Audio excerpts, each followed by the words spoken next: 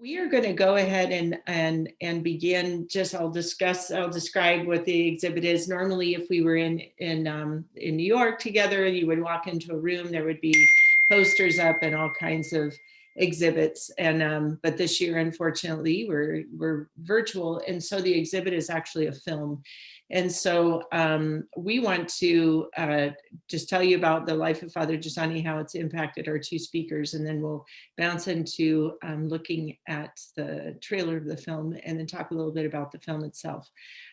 We are having a challenge recording, so this might be, we are recording. Okay, we're good.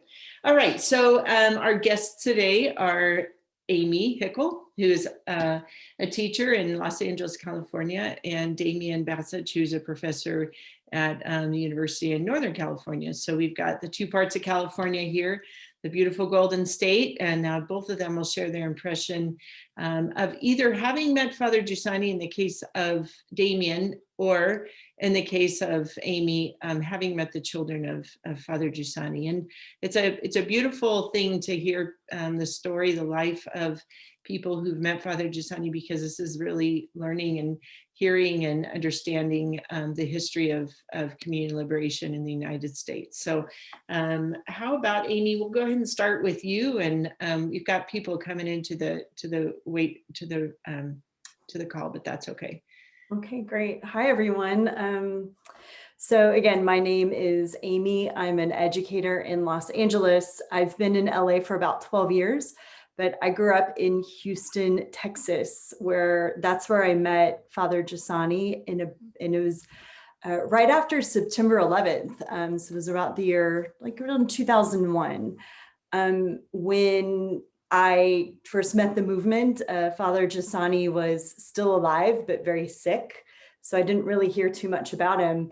I have to tell you the quick story of the first time I remember I learned about his name.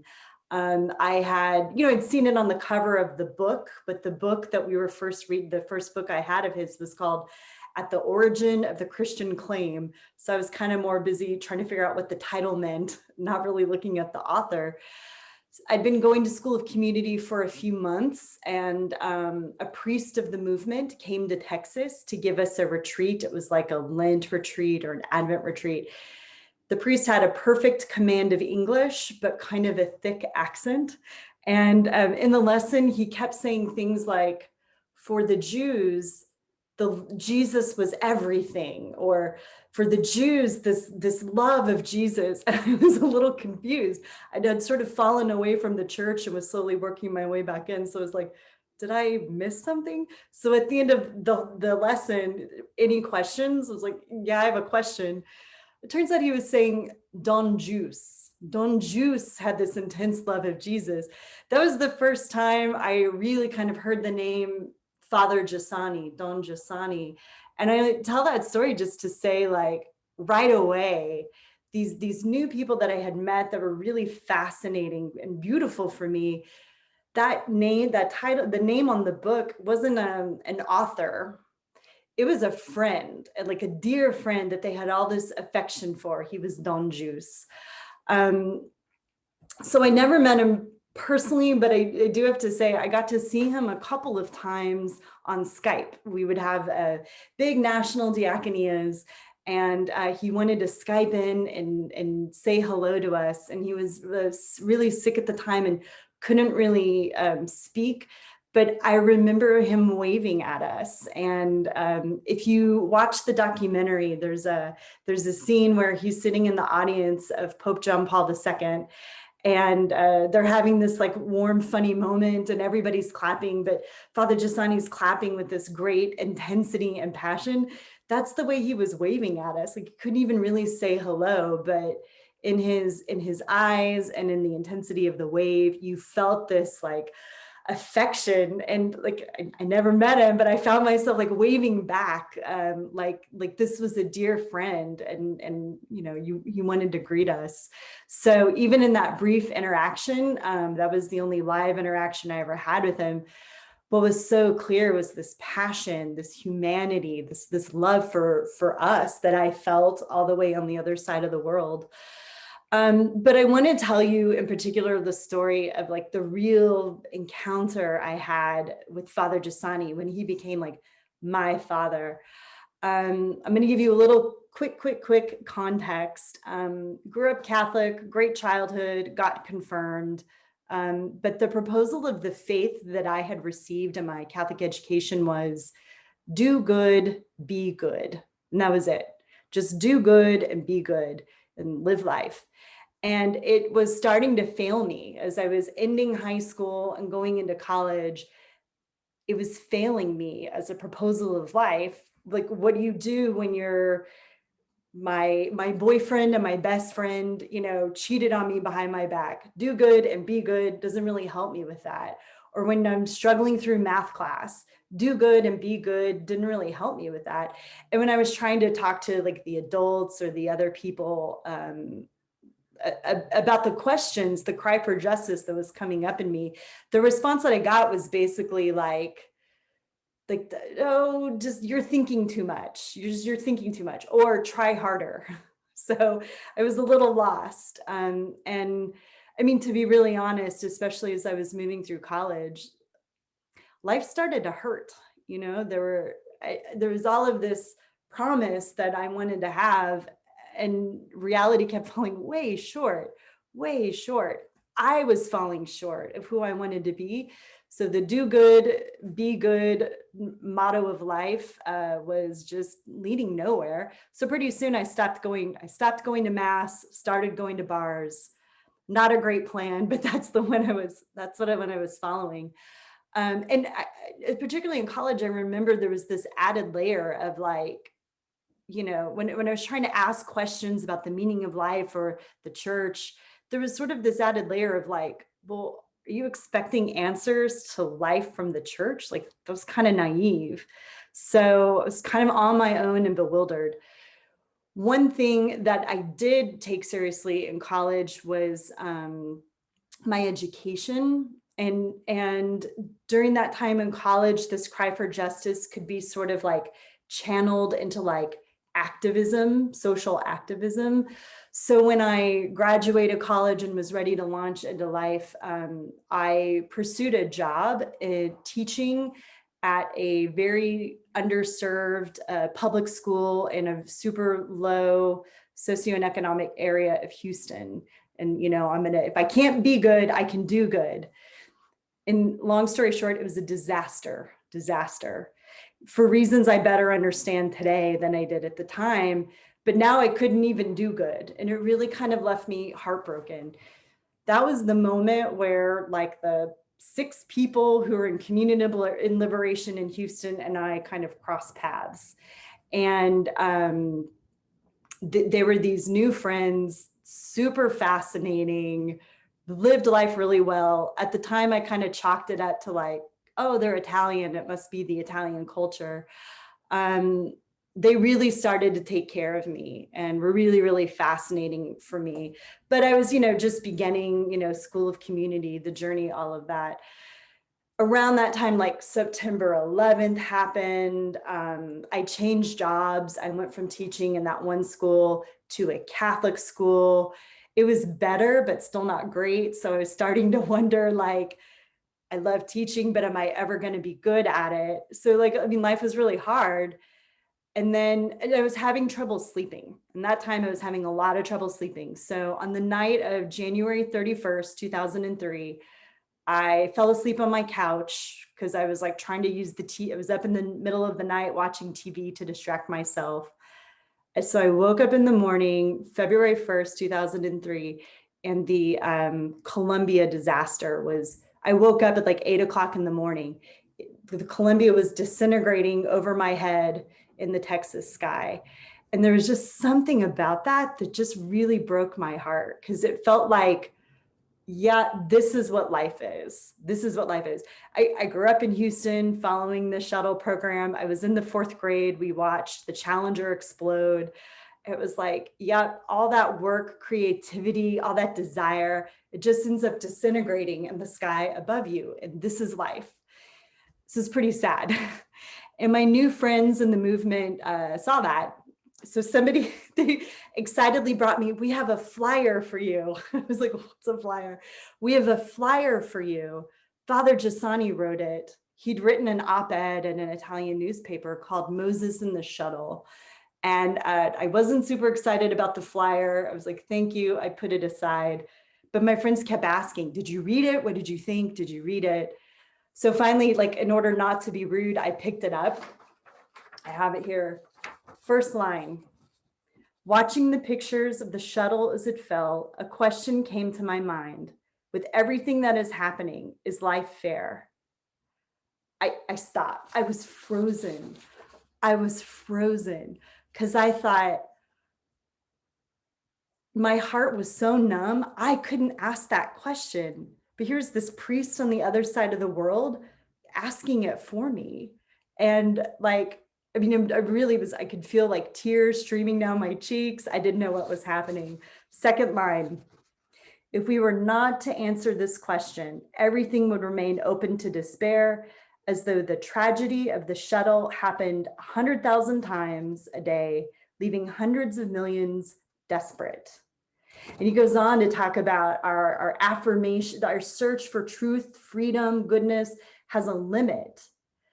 And I could not believe that this priest on the other side of the world had such a humanity and sensitivity that he was describing my life to me. He was taking my questions seriously. These questions that I've been told for years to shove down, he was like asking them with me. He was saying, like, they're a part of being alive.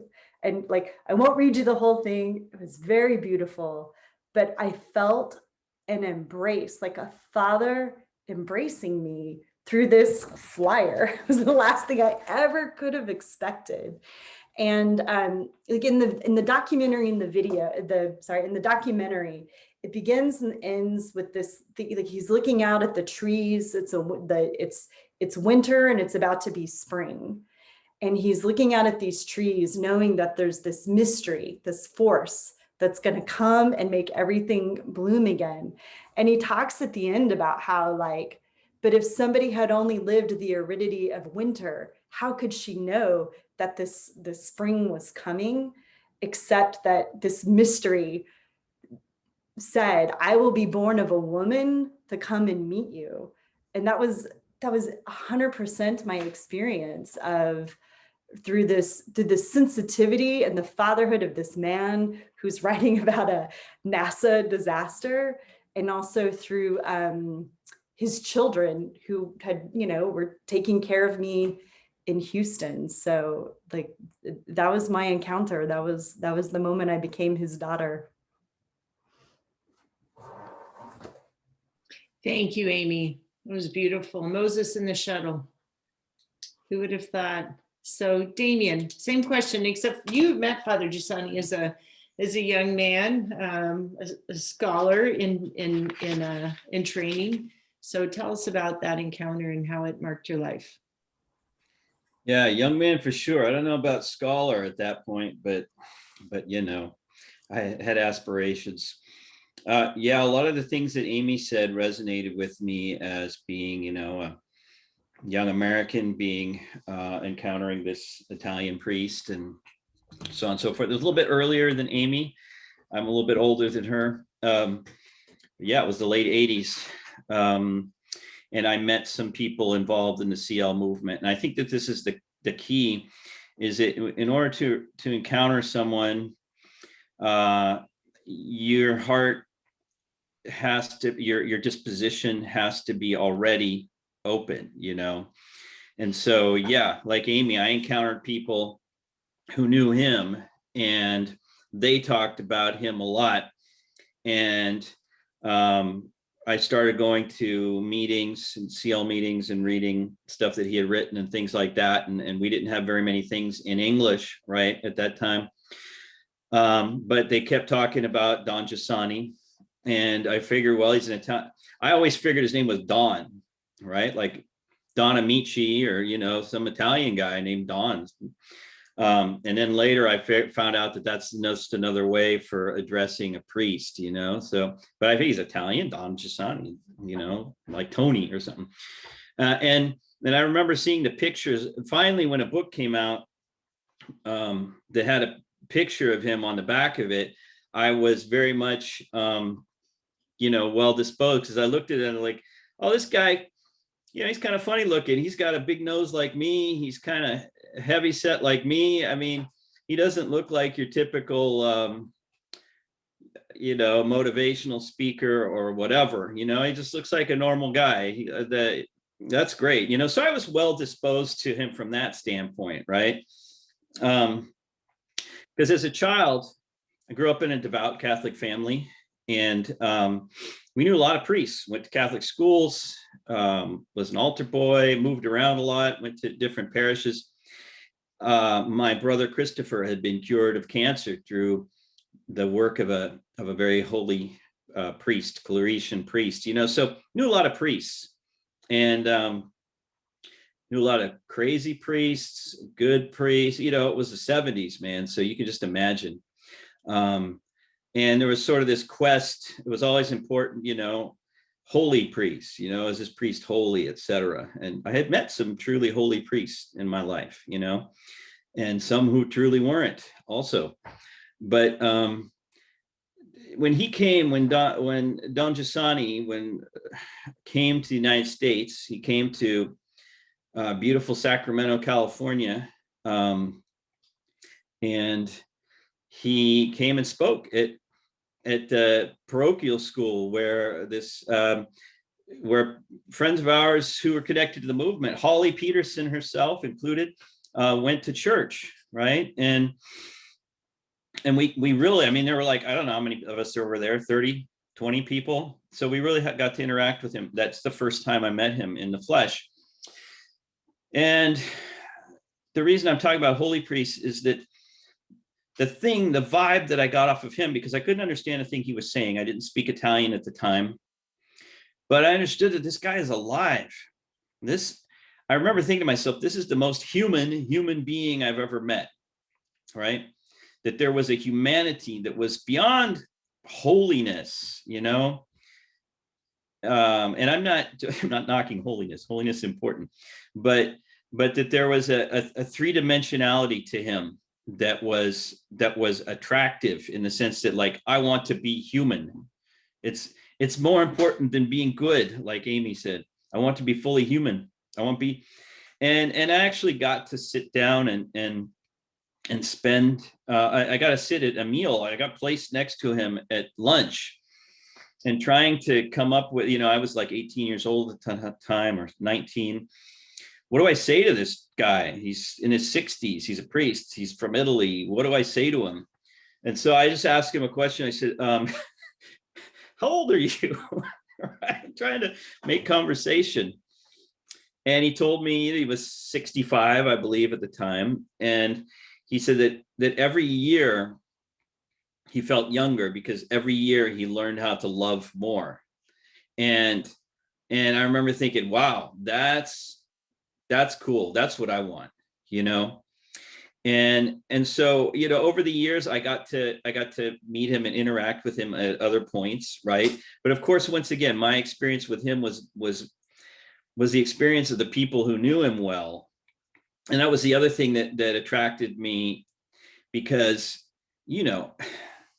when you're around a guru, or around somebody who sees themselves as some sort of a spiritual leader, they soak up the energy of the room. They want all the attention on themselves. And the interesting thing about Giussani is you saw these people around him who were fully formed individuals, who were smart, mature, free grown-ups in their own right. And they weren't like standing in his shadow in that sense.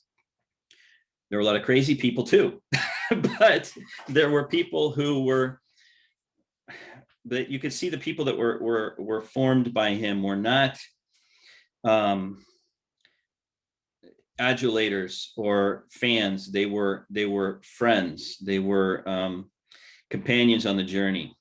So for me, in a certain sense, he became, and once again, I didn't have a lot of interactions with Giussani, but over the years I had several.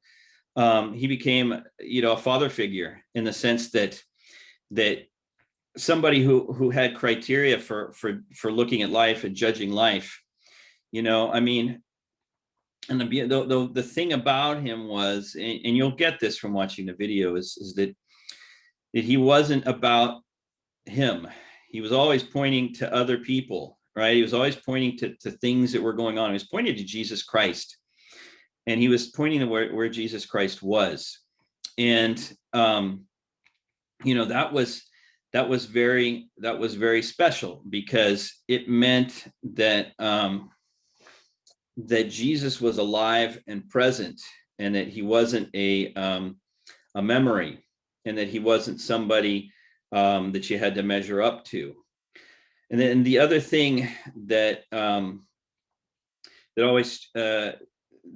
that I always was sort of a touchstone was the fact that he was the anti-guru. You know, I mean, nowadays anybody that's got a YouTube channel and you know, has studied some theology or something like that has got to have their following and become some sort of online, you know, professional Catholic or Christian guru.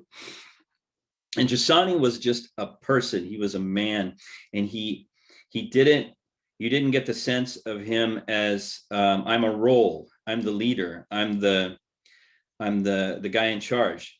He was the beggar, like he said in front of John Paul II. You know, you saw this man, and that's that was the other thing that always struck me about him, was his look, his eyes. He always seemed like he was on the verge of crying. I was on the verge of tears, because he was so moved by reality. He was so moved by the person in front of him. He was moved by the glass of water on his desk, right?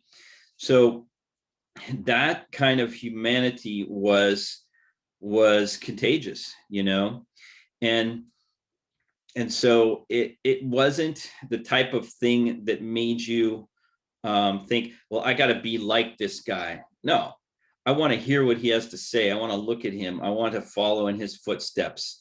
I don't want to measure up to him. I want to have what he has. So yeah, I mean, I don't know where, I mean, there's a lot. I could talk about so many things, but I mean, that was just sort of a starting point about, you know, him and what he meant for my life and for my whole family. I mean, looking at this man, looking at this guy, and once again, the people who were his friends, brought my family, our 6 children of a divorced household, back to life, back to unity, back to out of confusion, right? And so yeah, he meant and means a lot in that sense to me. Thank you, Damian. That's a perfect segue to the next, which is looking at this video. When I think you both said this, but I met people who were human. I met people who were interested in life, not interesting necessarily, though they were interesting as well. But he was the most human I've ever met, as you said. And I think that comes through in this video. And I'm gonna just share the trailer of the exhibit itself, just so we can get a taste for that.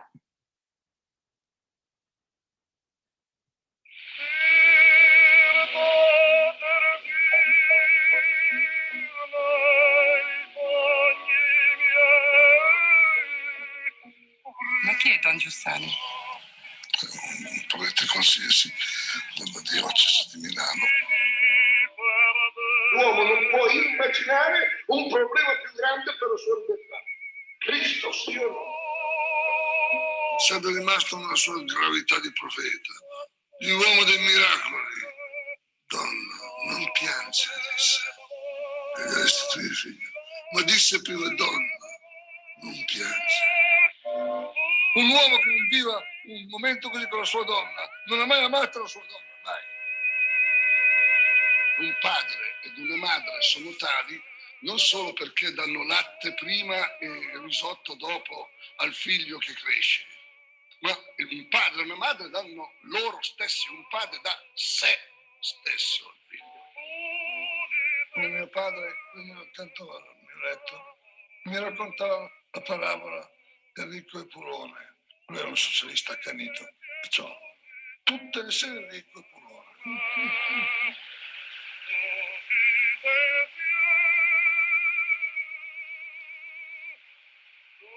Perché l'aspettavano così? Perché credo in quello che dico. Questo e basta? Sì.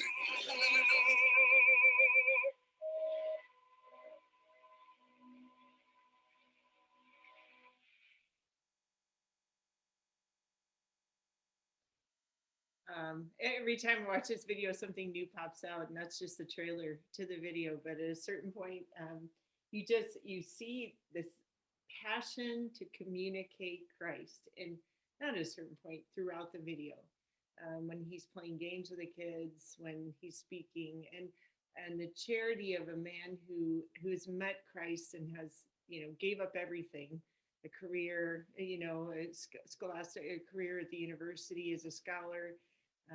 So much to be able to share with us this passion for Christ is always moving. So Damian and Amy, if you could share with us, and you can decide who goes first, but what for you in watching this video was either striking or kind of left you with a little pause and you want to share with us? Well, there were I mean, it's very beautiful, and I've watched it a few times, but so two things that struck me watching it again recently. There's the part where he's doing the interview with the journalist in the park, and Father Giussani had said at some point that, speaking about the 1968 protest movement, Father Giussani must have said at some point in time that CL carries, community liberation carries within it like the true motives behind that protest movement. So the journalist asked him to explain that. That part was very helpful for me. I saw it again with fresh eyes, thinking about the experience we're living through right now, because he speaks about the desire for justice. He talks about authenticity, for freedom, that society be true. Starting from this like desire, so not as a set of rules, but as this desire that everybody has. So for me, that was like also a place of like a place to breathe again, and a place to start from in this moment that I'm personally living through in Los Angeles, California, in 2021. And that's the thing that always astounds me about Father Giussani, is I feel so much how he's speaking to my life, and this desire, this infinite desire that I have. The other passages that continually blow me away with their beauty are when he takes us inside the gospel stories. You saw a little bit of the trailer with "Woman, Do Not Weep," and he also takes us through the yes of Peter, "Do you love me?" And like Damian said, you can see in his eyes the passion, like how moved he is, and how much he wants us to be there with Jesus. How about you, Damian? Thanks, Amy.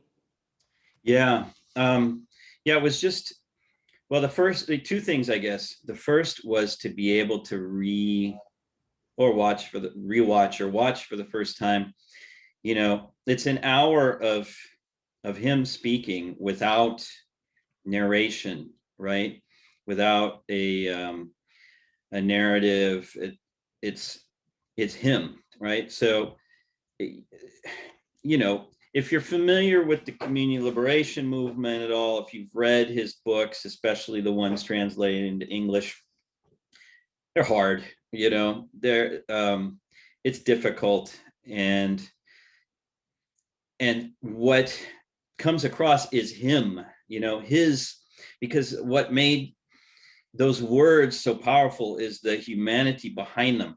And so to see him speaking and gesticulating and yelling, and because his his encounter with Jesus Christ, his relationship with Jesus Christ was so impactful that he needed to communicate it to everyone through his breath, through his eyes. So I mean, for me, that was the thing, is to see the physicality of this man, which is part and parcel of who he is, right? And so you're left, kind of like watching the Albacete show the other night, right?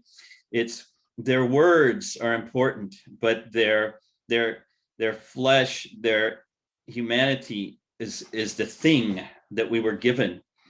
And then that other piece at the very end, which was so interesting, where they quote him, where he says, I hope my, what's important is my words live on by the uninterrupted, connection of the people who, interpret them correctly, and I was so grateful to hear that, because we're so grateful to have this Pope, this Holy Father, who gets it, who, it's the first Pope we have who was formed by reading Giussani, right? And so it's like this gratefulness of, there's a guy like that right now. There's a guy who gets it, who is carrying on that, and that we can listen to and watch. So yeah, who told us, don't embalm Giussani. He's live it in the present. So I was grateful to hear that, because Giussani's, he's present on also the fact that there's so many people who met him who carry on his charism, like so many of the people here.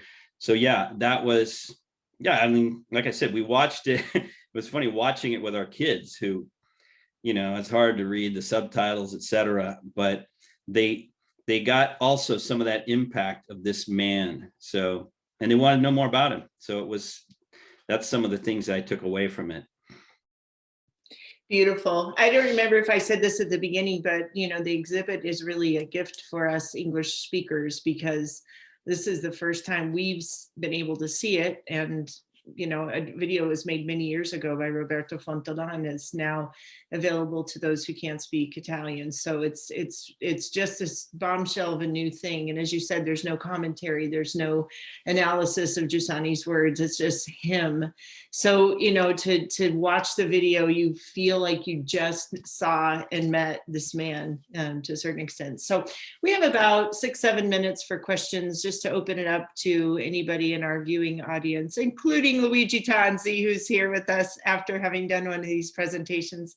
Thanks, Luigi, for dropping in. So yeah, just questions for Amy and Damian, or any comment that you have, or whatever the case might be. Yeah, so I'm just going to be quiet and let you, so you can either raise your virtual hand or your real hand, or yeah, so we'll start off with Aliza. So. Hi, Elise. Thank you. Hi, thank you very much for your witnesses.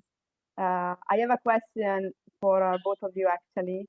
That is, what is the thing that helps you now the most to follow Giussani today and to identify with him in how he looks at things?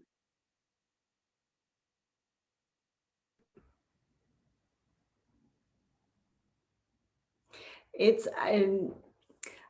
I used the word before, like I feel myself like a daughter of Father Giussani. What helps me is the way I call myself a daughter, because he educated me. Like, I mean, I was 22, 23 when I started to, read his works, be around the people, watch him, follow him. But he, in many ways, raised me. So he taught me to look at life with the humanity that Damian is describing, to take my desires very seriously.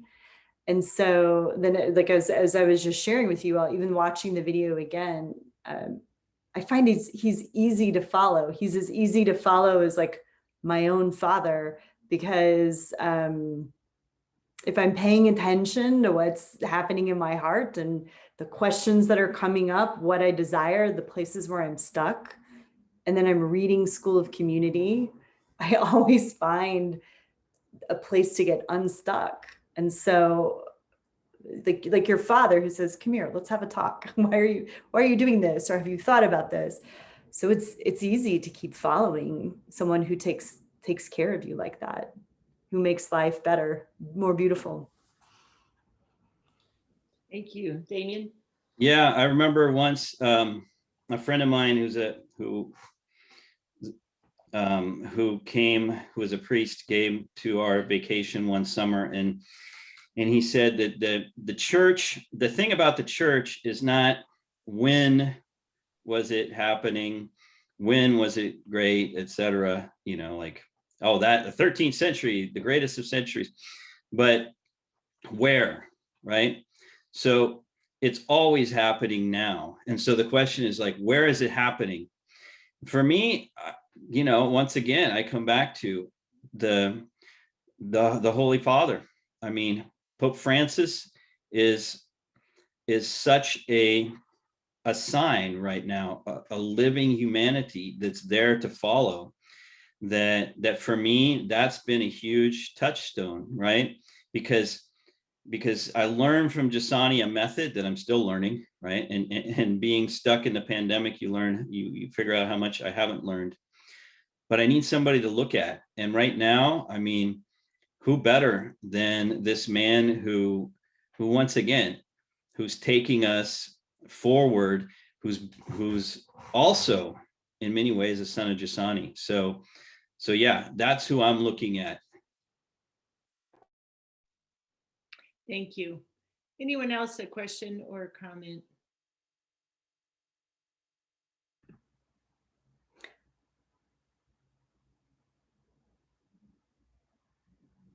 Can I ask Damian a question? You may. Damian, when you Everything. weren't you involved in some of the early translations of the work into English? That exactly I deny, because Okay.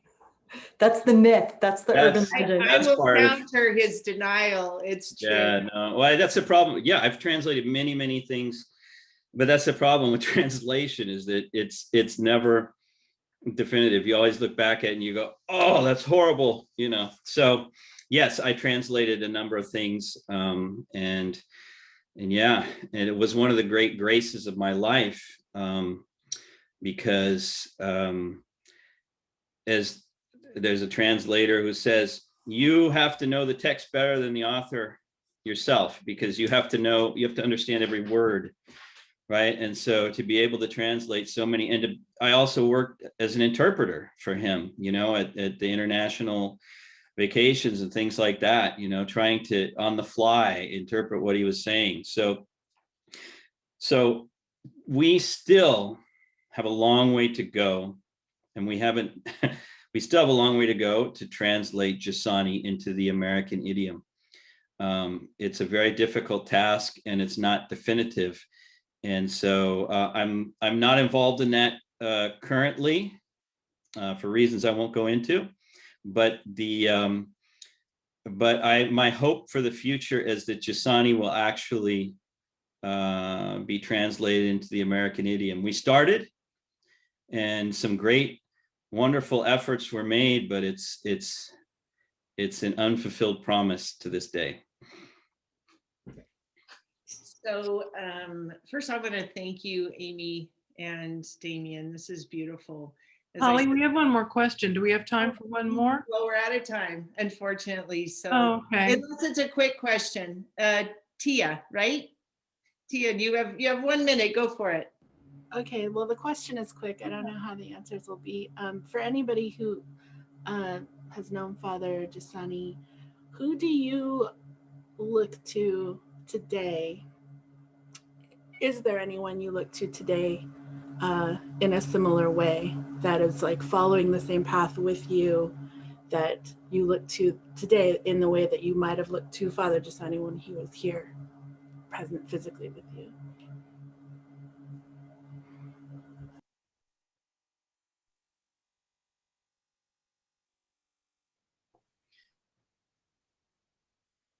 Oop, you're muted. Damian, you're muted. Am I there? All right. Yeah. I already answered that, so Pope Francis, but I'll let Amy. Yeah, it's a great question, Tia. The very short answer is there isn't, like, in my life, there's not one specific person per se, but there is always someone that I'm given, if that makes sense. So one of my housemates, or, you know, the responsible here in LA, or you know, in the last, I was just watching the education talk, Damian, Holly, you know, so there's not a specific person, but I find I'm never lacking someone to look to. That's beautiful question, Tia. I just think of my own, I'll just go ahead and jump in here. My own experience in these days. I mean, we have a local responsible person responsible for community liberation locally, Father Jose Medina, who, you know, he's a help, you know, he's a real help. And another real help for me these days are a group of families or mothers who are trying to educate their children in the faith, and to be able to follow them and their story and how they are being serious about education, what their discoveries are, has been helpful. But yeah, we're just, I mean, from Father Caron to, you know, just as Amy said, there's moments of lives of people to look at all times. And that's the beauty of the incarnation, right? That God is, he never leaves us alone, even when I feel sometimes like, you know, which is easy to feel, right, in the pandemic, to feel alone. But instead, he always gives us faces, or you know, a community of faces, people, the lives of people to look at. So if I'm open, as Damian said earlier, if I'm open, I can see those faces. So beautiful question. Yeah. So we really are going to have to end now. So just a brief bye. So I want to thank you, Nancy. Thank you, Damian. And in the chat, you'll see the link for the whole video, or you can go on newyorkencounter.com and you can see, just push a button and it'll take you to the whole video.